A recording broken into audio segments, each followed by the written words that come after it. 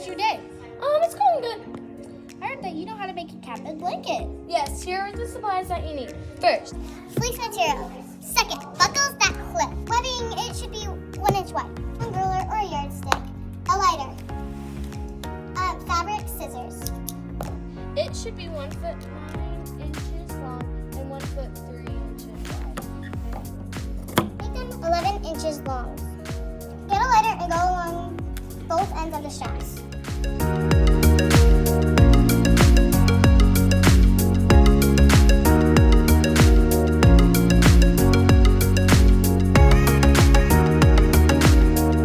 Yours may look a little different than ours, but that is okay.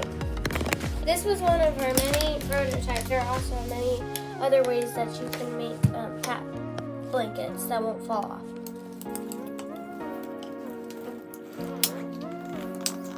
The way to keep it on is to tie it with no buckles.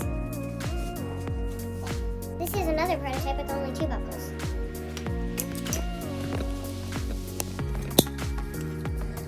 This is a really good prototype if you like engineering. And want a more complex version. But it's a really good model and it holds it on tight.